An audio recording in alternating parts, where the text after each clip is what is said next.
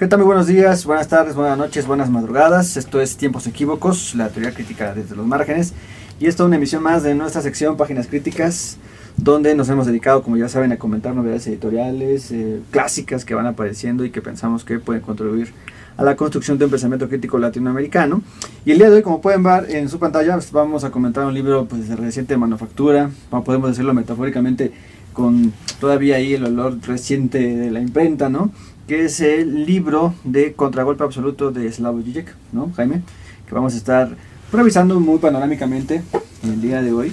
Y que de hecho, pues este libro de Contragolpe Absoluto pues sería la continuación de este otro libro que se llama Menos que Nada, ¿no? También publicado por Editorial Acal, que es un tabicón, véanlo, ¿no? Pero no se emocionen, no vamos a comentar el día de hoy sino que nos vamos a atender directamente al libro de Contragolpe Absoluto, que hay que decirlo rápidamente, la Editorial Acal no lo hizo llegar, estamos muy agradecidos por eso. Y bueno, hemos tenido la oportunidad de revisarlo panorámicamente y comenzar a comentar algunas cosas que nos han parecido interesantes, sugerentes, únicamente pues para motivar la discusión y su lectura. Pues, ¿cómo empezamos, Jaime Ortega? Gracias por estar aquí otra vez. ¿Cómo ves este libro? Muy bien, Fernando. Pues, como los últimos libros de Žižek, una composición compleja entre filosofía, cine, literatura, chistes no muy buenos. Ahora creo que ha bajado el nivel del chiste, pero bueno, está siempre jugando con estas composiciones, lo cual hace un libro atractivo. Mucho Hegel, mucho Lacan, mucho Marx, pero también un libro complejo. Es decir, al igual que Contragolpe, que Menos que Nada, del cual se encuentran muchas ideas aquí resumidas, ¿no? Él mismo dice constantemente que está resumiendo algunas de estas ideas y remite a la gran obra que es Contragolpe Absoluto. Bueno, pues creo que lo que está en el subtítulo es muy claro: por la refundación de un materialismo dialéctico.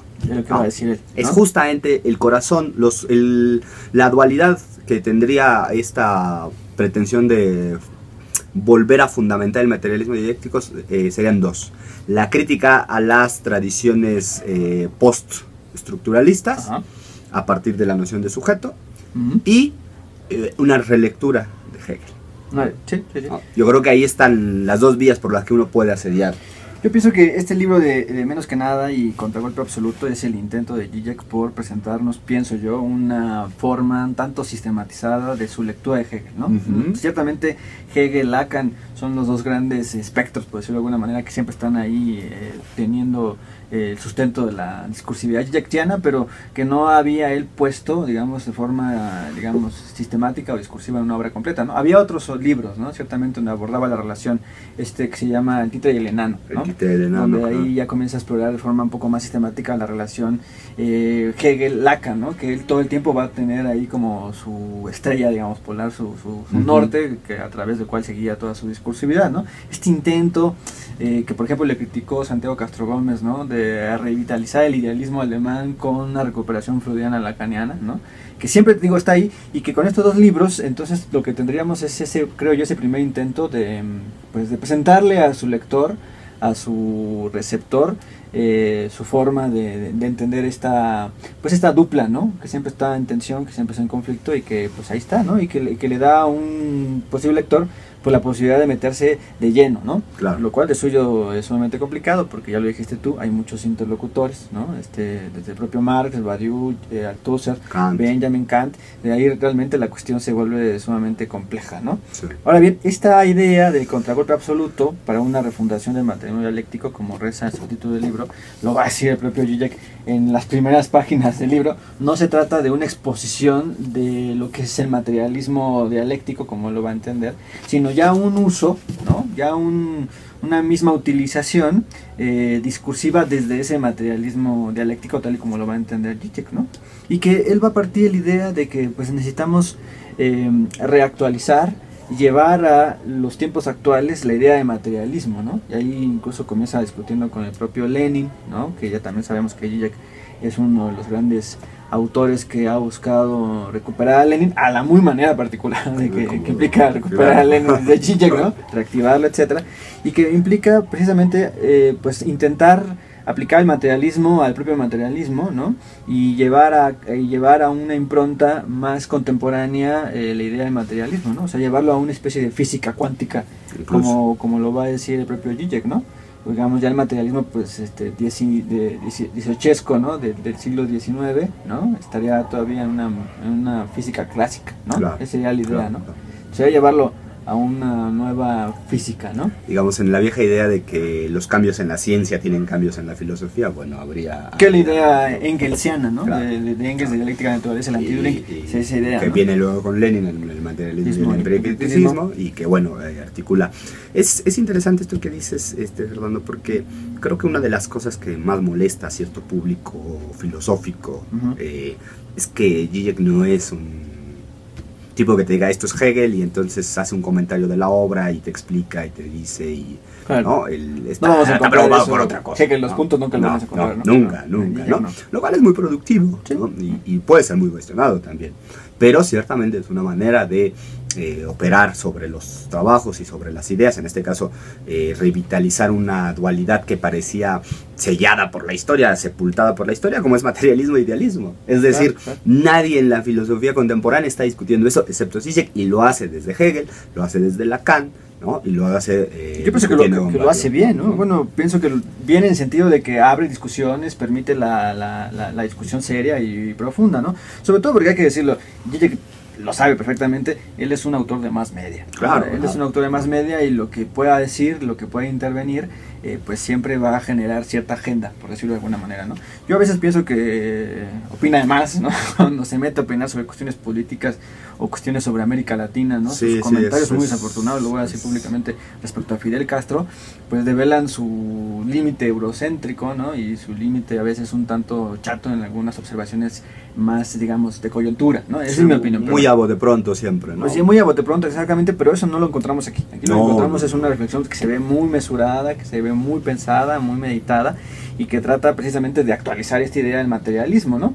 De ahí el título del libro, que a mí me parece sumamente sugerente, ¿no? Que es el contragolpe absoluto, o lo que en alemán se puede decir, perdónenme por mi pronunciación, pero sería el Absoluter Gegenstand, ¿no?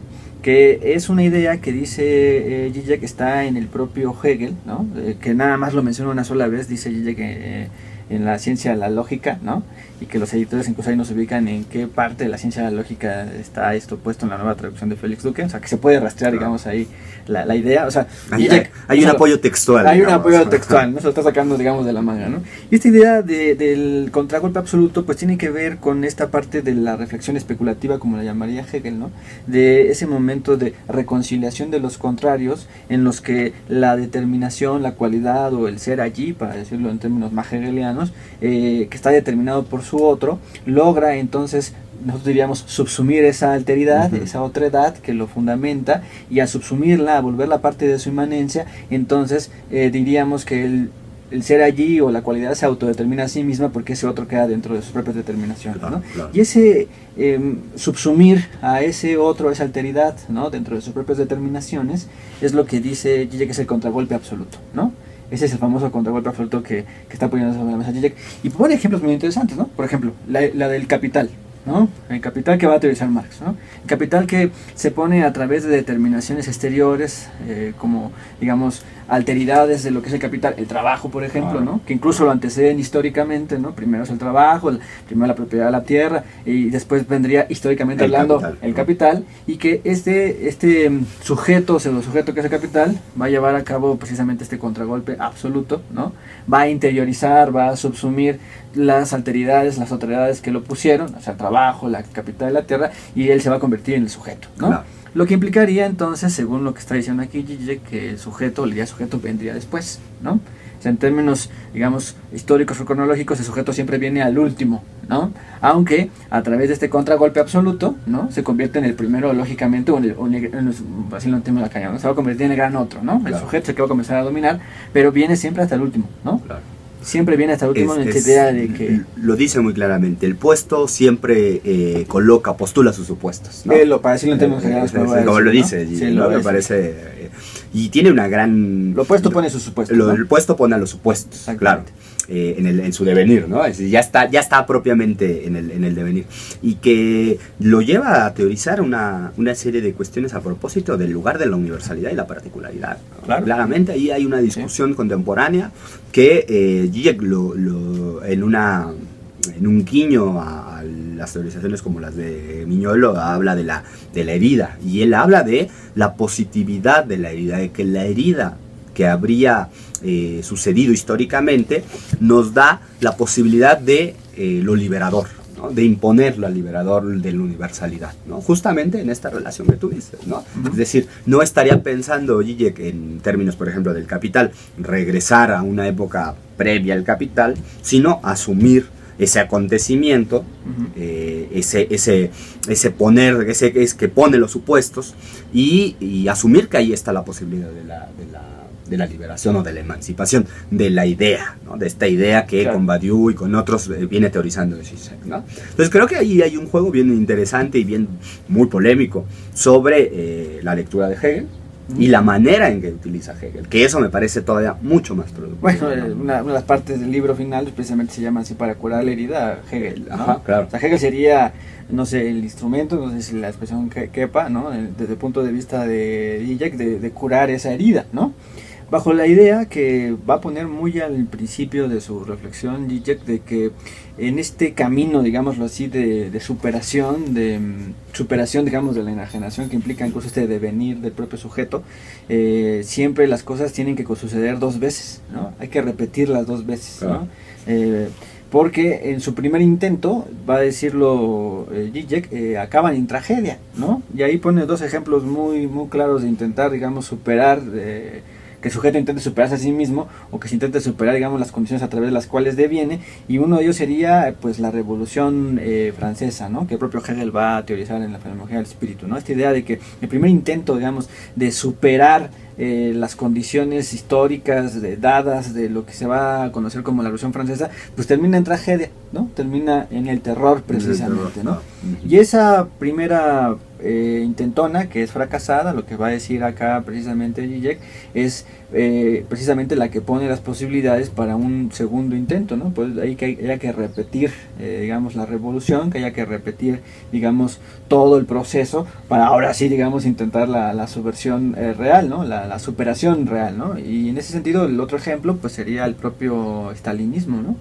Los propios intentos, digamos, de construir el comunismo dentro del siglo XX, que fueron fracasos también, ¿no? Y que entonces tendría que devenir, digamos, ahora sí un contragolpe, ahora sí absoluto, ¿no? En el que esa superación sea efectiva, ¿no? Es decir, curar la herida, ¿no? Claro. Sería el punto ahí que se está poniendo sobre la mesa. O sea, no solamente estaría poniendo aquí Zizek una teoría del materialismo, ¿no? Sino también incluso una teoría de la revolución, ¿no? Claro. Sí, está claramente atrás este problema de la revolución, que viene con lo universal, pero lo hace de la manera que uno menos lo esperaría, ¿no? Yo insisto, nadie en general en el establishment teórico está discutiendo el materialismo y el idealismo. O sea, hace mucho que no se discute eso, ¿no? En su calidad de filósofo más media, ¿no? De un tipo que se sabe, que pone agenda, regresa de la manera más... El Elvis de la filosofía de que a él no le gusta. Regresa y pone el tema de nuevo y dice, el verdadero materialista el día de hoy es un materialismo que tensa el idealismo, que no renuncia al idealismo, ¿no? Claro. Y entonces hay una exposición de todas las nociones de sujeto, desde el heideggerianismo, el cartesianismo, el feminismo, el decolonialismo, que el tipo procede a criticar. Está haciendo la crítica porque no está viendo al sujeto trascendental puesto ahí, ¿no? Que sería, digamos, la gran apuesta de Zizek, y que es justamente la crítica que Santiago Castro Gómez le hace en su libro de Revoluciones sin sujeto. Ajá. Sí, el problema es que vuelve el sujeto trascendental, ¿no? Que es el gran dilema del que me parece Zizek está entrando en este libro, ¿no? Reivindicar, rehabilitar al sujeto trascendental. Sí, bueno, él lo va a decir, bueno, ese rehabilitar al sujeto trascendental, ¿no? Que implicaría, como tú ya lo dijiste bien, refundar el materialismo a partir de la idea de que el único verdadero heredero del idealismo, ¿no? Es el materialismo dialéctico marxiano, ¿no? Y que entonces ser materialista el día de hoy, lo va a repetir una sinfín de cantidades a lo largo de todo el texto, es llevar el idealismo hasta su límite, ¿no? Es llevar el idealismo, digamos, hasta sus últimas consecuencias. Eso es para Zizek hoy, el ser materialista es eso, ¿no? Sí. Lo cual yo pienso, y ahí tendríamos que verlo con más detenimiento, pero me parece que está en sintonía, pues por ejemplo, con las tesis ad Feuerbach, ¿no? No sé si te acuerdas de la primera tesis que todo el mundo se acuerda de la onceava, pero de la uno sí, es difícil, ¿no? Donde Marx reconoce precisamente, pienso yo, uno de los alcances del idealismo, ¿no? Que le va a servir para fundar su nueva discursividad, como diría quizás Echeverría, que es precisamente reconocer que el idealismo puso el lado activo en la relación, ¿no? Descubre el lado activo en la relación, que es precisamente este sujeto trascendental que estamos hablando, ¿no? Y que con los, no sé si llamarle molinos de viento, pero sí con los que Zizek intenta entrar en debate, en polémica, ¿no? Que son todos estos giros post, ¿no? Que van a renunciar algunos a la idea precisamente de este sujeto, ¿no? O que lo van a tratar de resignificar bajo otras aristas o bajo otras coordenadas, y que no retoman, digamos, esta idea del lado activo de la relación, ¿no? Que finalmente el lado activo de la relación, vamos a decirlo así, desemboca en la propuesta de un sujeto revolucionario, ¿no?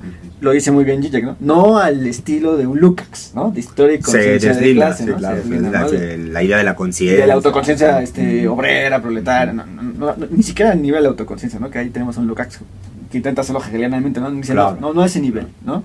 Que se trata de otra cosa, va a decir Zizek, ¿no? Y sí, cierto, yo estoy contigo, ahí no se está discutiendo, al menos no de manera preponderante en la academia o en los medios de la vanguardia, no sé si llamarla así, política, no se está discutiendo ese punto, ¿no? No se está discutiendo, digamos, mermó mucho toda esta discusión de la multitud, etcétera, ¿no? De adiós al sujeto, etcétera, y bueno, entonces ahí Zizek pues, pone otra vez los acentos sobre las sillas, claro. ¿No? Sí, problemáticamente primero porque efectivamente, a diferencia de lo que los marxistas aprendieron por décadas, ¿no? Que el materialismo era la superación del idealismo, la negación del idealismo, que el materialismo vencía siempre al idealismo en un ring ficticio, sí, ¿no?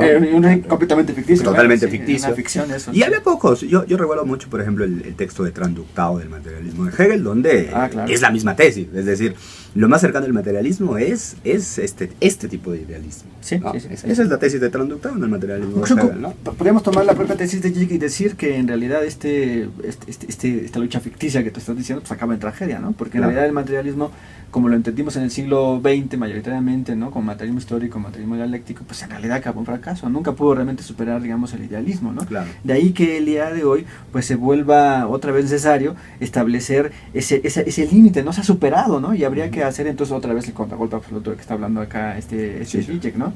Lo va a decir un poquito más adelante, ¿no? Dice, resulta irónico, lo va a decir él, la suma ironía de que, por ejemplo, Hegel, que fue el gran descubridor de la reflexión especulativa, de la dialéctica, no haya podido ver, digámoslo así, todas las dinámicas dialécticas que implicaba el movimiento autónomo del capital, ¿no? Claro. Entonces el que lo va a ver es Marx, ¿no? Marx lo va a hacer. Lo que Hegel no hizo, lo va a hacer Marx. Pero notemos, lo que Hegel no hizo, que lo va a hacer Marx, es todavía en los límites, es en el marco de lo que Hegel estaba haciendo. Claro. O sea, Marx estaría todavía en ese marco, ¿no? Claro. Lo cual choca frontalmente pues con gran parte de las lecturas, o unas partes de las lecturas marxistas en el siglo XX, Althusser, por ejemplo, ¿no? Sí, me atrevería a decir que casi con todas, ¿no? Porque incluso los marxistas hegelianos no verían esta misma relación, ¿no?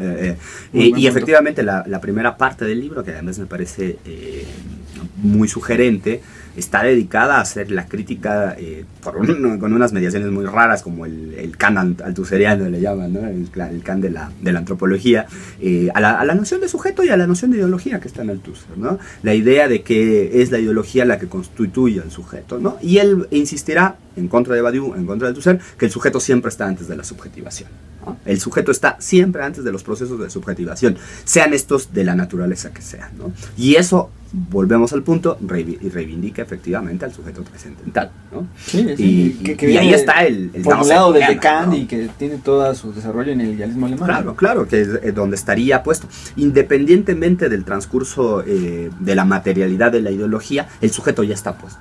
Incluso antes de que tome la decisión, dice, se cree que el sujeto existe cuando toma la decisión, dice, no, antes de la decisión ya está el sujeto puesto ahí, ¿no? Sí. Y eso me parece que hay que tomarlo en serio, pues. Me parece un tema bien sugerente el de Zizek. Que finalmente, digamos, pone agenda en el sentido de que hace explícita la discusión, ¿no? Pero ya nosotros comentamos, por ejemplo, el libro de Mesadra, ¿no? Que también tiene la misma preocupación de la subjetividad, ¿no? Y que ya el propio Tronti hablaba de regresar al sujeto, ¿no? Y que el propio Hegel va a decir, todo depende de que la cosa se entienda como sujeto, ¿no? O sea, sí es como un regresar a un tema que estaba allí, que quedó en puntos suspensivos, ¿no? O que, digamos, quedó en suspensión, ¿no? Que lo que intenta hacer aquí Zizek es reactivarlo, que además hay que decirlo, es su obra entera ha intentado hacer eso, claro, ¿no? Más que aquí él ya lo está como sistematizando, ¿no? Sí, menos que nada es precisamente eso, ¿no? Es un regreso al idealismo alemán, pero no por una germanofilia, que bueno, no sé si Zizek la tenga, pero sino la idea precisamente porque ahí está postulado el desarrollo conceptual, racional de este sujeto trascendental, ¿no? Claro, claro. ¿Qué es el punto? Ahora hay que decirlo, es un regreso al idealismo desde las coordenadas. Sí, o sea, es un lacaniana, Hegel freudiano lacaniano, ¿no? Un Hegel que te habla del sujeto barrado, de repente lo dice así. Hegel descubre el sujeto barrado, ¿no? Entonces, bueno, es ese. Eso hay que tener en cuenta cuando uno lea a Zizek. Claro. Y por eso, claro, los expertos en Hegel, pues, dirán, ¿dónde está Hegel aquí, no? O sea, lo que ven acá es Zizek, no Hegel. Pero no es la discusión. Estaría bueno escucharlos, ¿no? Yo no los he escuchado, pero estaría bueno ahí ponerlo, ¿no? Él abre su diálogo ahí discutiendo con Pippin, ¿no? Sí, claro. Que acusa casi naturalista, claro, ¿no? Entonces, ahí hay una discusión entre los hegelianos que habría que desbrozar, ¿no? Pero evidentemente, bueno, menos mi capacidad no alcanza para eso, ¿no? Es complicado. Sabemos que algunos hegelianos se sienten tocados por Dios, entonces, por el espíritu absoluto. Ahí el punto sería, digamos, regresar a estas discusiones, reeditarlas, ¿no? Y volverlas a desbrozar, que es lo que Zizek está intentando hacer en estos textos, que pues tiene su complicación, ¿no? Pero que no lo tiene dentro del pensamiento crítico. Claro. En general, la cosa que vale la pena, como diría Marx, ¿no? Es compleja, ¿no? Cualquiera que lo lea, marxista o hegeliano, va a encontrar puntos sumamente sugerentes, puntos a discusión, ¿no? Hay una parte en la que comienza, por ejemplo, a fijar los errores de Freud, los errores de Hegel y los errores de Marx, ¿no? Y les pasa a todos desde su perspectiva. A mí me parece una actitud sana eso, ¿no? Es como para tratar de desacralizar, digamos, las figuras, ¿no? Las figuras. Entonces, ahí hay un Zizek que hace gala de su lectura de la crítica de la economía política, ¿no? Eso queda muy claro en el texto. Zizek no es un improvisado en ese sentido, ¿no? Sí hay una lectura detenida de Marx, ¿no? Me parece que eso se ve muy claro, salta a la vista en el texto y eso lo vuelve, desde el punto de vista, un autor digno de ser atendido con toda la seriedad, ¿no? Claro, sí, porque entre algún grupo, digamos, con el que se dialoga a veces, sí que pasa como esto, ¿no? Solo un filósofo más media y no más, ¿no?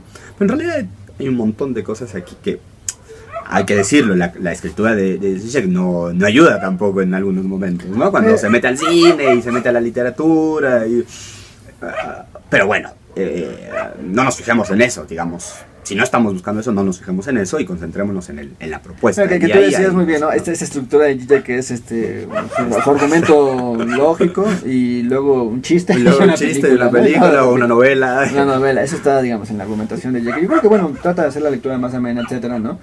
Pero bueno, ahí está ese estilo que ya es incorregible en este sentido. Sí, ¿no? Claro, ¿no? Ya es demasiado tarde. Además, te obliga a pensar y a saber si existen las novelas o si... Porque al menos yo la mitad de las cosas que citan ni las he visto ni las he leído. Entonces hay que buscar, es sugerente. Digo, obliga al lector a veces, ¿no? Te interpela. Justamente a decir, bueno, aquí hay una cultura de masas en la que el tipo está tratando de leer este tipo del materialismo dialéctico y uno tiene que ver si también enfrentarse a esa cultura de masas que existe.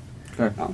El cine y la literatura son, me parece, por eso los utiliza, porque son la confirmación en la cultura de masas de que está operando el entramado categorial, ¿no? Muy bien. Entonces, bueno. Pues bien, Jaime, pues creo que hay algunas ideas para provocar e invitar a la lectura. Queremos nuevamente agradecer a la editorial Lacal por habernos hecho llegar este material, ¿no? Que aquí tenemos preparando. Vienen bien otros libros, otros comentarios que vamos a hacer, ¿no? Al libro de Spinoza, Lolas. Sí, Hegel y las lógicas del mundo, ¿no? Como ser revolucionario. Que por cierto ese lo prologa Zizek también, lo vamos a comentar en un próximo episodio, también gracias a Editorial Lacal. Y pues ahí estamos, ¿no? Únicamente presentando, sugiriendo la lectura. Desde que a veces Zizek no requiere, pues digamos, más promoción, ¿no? Pero siempre es bueno dar líneas, instrumentos, ¿no? Hay elementos para discusión. Sí, sugerencias, ojalá se puedan Pues muy bien, Jaime, el tiempo se nos acaba, yo le dejaba ahí. ¿No? Perfecto. Bueno, entonces nos seguimos viendo en los demás episodios de Páginas Críticas de Tiempos Equívocos. Muchas gracias. Luego.